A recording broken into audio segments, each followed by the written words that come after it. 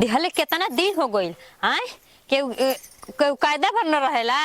आय लेकिन हमू मास्टराइन हई ना उनकरा से बक्सा में से पैसा निकलवा लेनी ना तो फिर से बात का बहुते ढेर दिन सह लेने ढेर दिन रह गईनी इनकर से भौजी दे दिए भौजी मास्टराइन भौजी ई हमर कत कइले बड़न आय केने बड़ा हो ए निकला तनी हनिया का हो मास्टराइन भौजी का हो मतलब तहरा के देनी एकर मतलब ये होखेला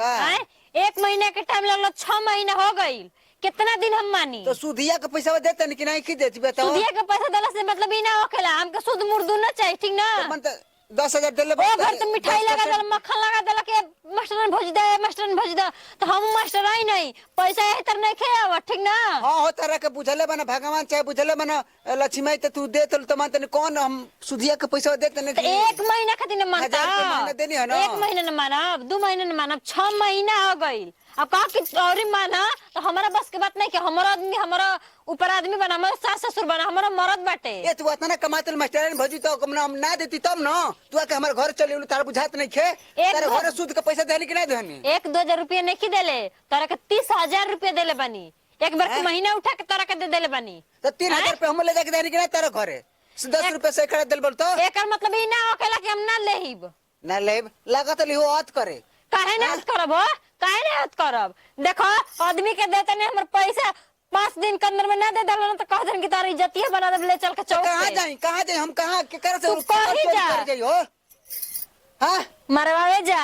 लेकिन हमरा के पैसा 5 दिन के अंदर में चाहिए तो चाहे घर द्वार अपन बेचो चलो तोरे के गुलामी कर अच्छा तो खुद बेचा लेकिन हमरा के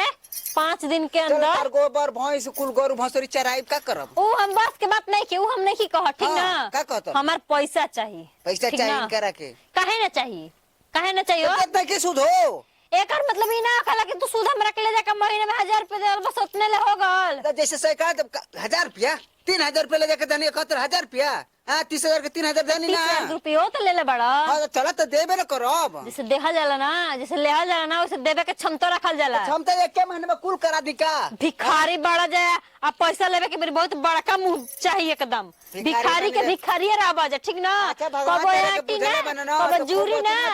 ते एही तरह नहीं कब बुझले मेहनत कइले बनी तब भगवान बुझले बना यही तरह ना खाके अच्छा पाई तू हम पैसा का सूद देते रही यही तरह को तू कर देले ठीक ना तो कुल बात खत्म कर हमके 5 दिन के अंदर हमके 30,000 रुपया पैसा नहीं हम कहां जाई कहां जाई के चोरी कर जाई तू चोरी कर जाता घटियाई कर जाता डकैती कर जाता घर बेचता दुआ बेचता तू बेचता तार माई बेचता तार मेहरी बेचाओ ढेर कर बोलो हम कह देब केस ए तो कह देव तो ले ले बानी सुदिया के पैसा देले बानी 30,000 तो यहाँ मूल लिखित लेके देले बानी कोर्ट देख ले बना तो हम देख लेम कोर्ट ठीक ना तू ढेर कोर्ट देख ले से रहा तू तो हम इज्जत से तर से मांगते तो इज्जत से तो चौका पे लेके बना देही